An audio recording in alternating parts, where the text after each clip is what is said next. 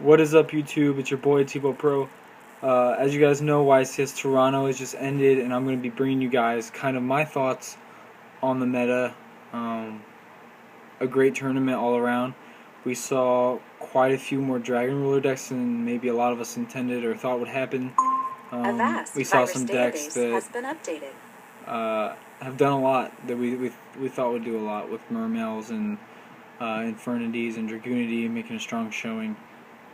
A bit surprising that some more linear strategies did not make the top cut. We did not see any Redox Gadgets. We did not see any Evil Swarm, Constellars, some decks that a lot of players thought had some potential. There was maybe one Fire Fist, but pretty much it was just how people predicted, with Mermails, Prophecy, Dragons, Dragon Plants, and Dragoonity.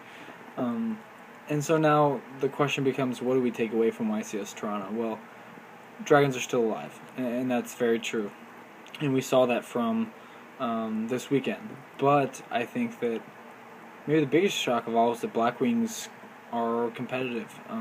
Saw the build on SlimX Team Symmetry's channel. Nothing special. Just a very, very good meta choice for that tournament. Now, my thoughts on the meta are going to be maybe a little different than other people. I think a lot of people are going to view this tournament and think that, Spellbook's not that good, Dragon Ruler's amazing, Evil Swarm dead, etc., etc.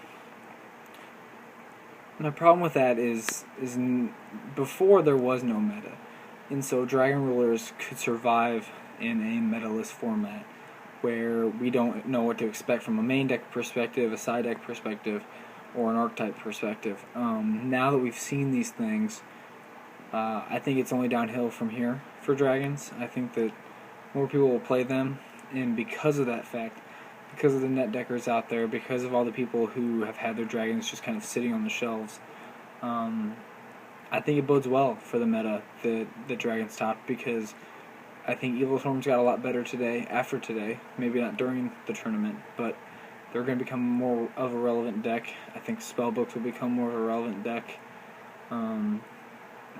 Yeah, a lot of those decks are going to get picked up because people are going to have to worry about Dragons.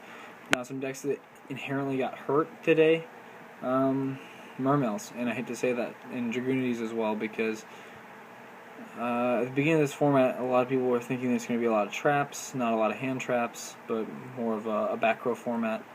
Wasn't necessarily the case at YCS Toronto, and I think that is going to overall hurt the next YCS or big regional competitions, is because we're going to see Triple Maxi, Double Veiler in most decks, if you can swing it, just because of Dragon Rulers and Mermails, and I think that's going to hurt those two decks more, because everyone has those answers now.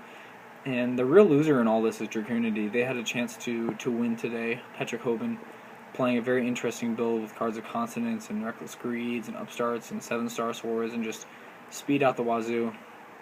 And it wasn't enough, but that deck, I don't see it doing a whole lot right now. I see the deck maybe top 32, maybe a 16 spot, but it's going to be tougher with more Veilers in the side and main deck and Mexi, which has always killed that deck. The same things that always beat that deck will always beat that deck, and that's why I don't think that deck will ever win a YCS. Same with Mermails. They're a little more techy with the Mech Engineer play, a little more Exceed oriented, in that helps the deck survive. I think Lynn's a great card. I think it has some really great side deck options. So I think Mermails are still going to be up there. I think Infernities, kind of the same as Dragoonity. They're less consistent than Dragoonity, but they both kind of explode in the same way, and they're hurt by the same things. And so I think Infernities maybe will be less popular, well, more popular and less popular because of that. And so I really think, looking forward, we're going to see just craziness this next YCS, because a lot of people are going to take what they saw today and apply it to the next one, and they're going to have different results. I really think that either Constellar or an Evil Swarm deck could win the next one, and I don't say that lightly, because I'm not a big fan of the Evil Swarm. I'm not a big fan of any deck that puts one monster on board and then tries to protect it. It just never seems to work. If you go back to Samurai, you go back to Evil Swarm, Constellars, they all try to do this Pleiades control or Ophion control or Xian control. There are so many outs now to 1 cards through Firefist Bear, through Blaster, that it's just not good enough. You have to have a combo-based deck, a deck that can do a variety of plays every given turn. That's why Spellbooks are good, Mermails are good, Dragon Rulers, Infernities. The reason those decks top is not because the decks have any sort of like win condition that is more powerful than Vanity's Emptiness and Key Beetle. It's just that there are so many different hands that you can have in this game. And when you have a variety of hands, a variety of players, a variety of decks, different styles, usually the deck that has the most combinations to get out of different situations is going to emerge victorious. And that was the case today. Planet Rulers have a variety of plays stemming from special summons and normal summons, along with side deck options that really help them to take this tournament by storm. That's one of the reasons that windups were so successful, format after format after format, is because they could toolbox anything. Again, it's a reason that I think that Black Wings made an appearance. I'm really starting to jump on this Blackwing bandwagon.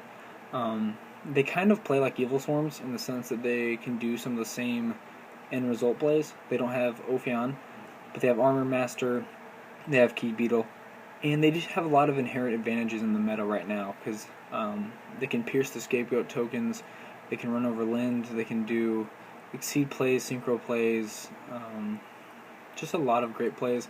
They're also a deck that's not inherently destroyed by Skill Drain or something like that. I think Silver or Calcos could see some more play in that deck, honestly.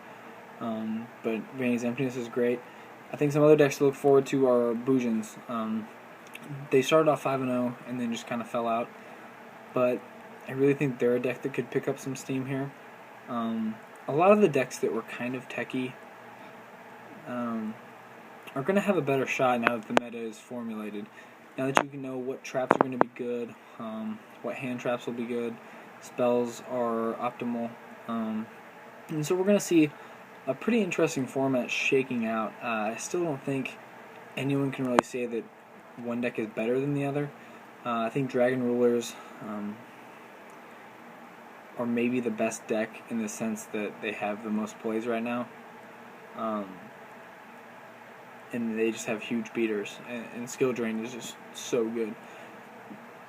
It seems like every Dragon player I talked to today mained or side deck Skill Drain. And that a deck that can do that and put 26 beaters on the field, they're always going to be in it. That's why Malefics are always an interesting call for a lot of rogue players, because they can win some games and steal some games, because a lot of decks don't have an answer for a huge monster without the use of their monster's effects.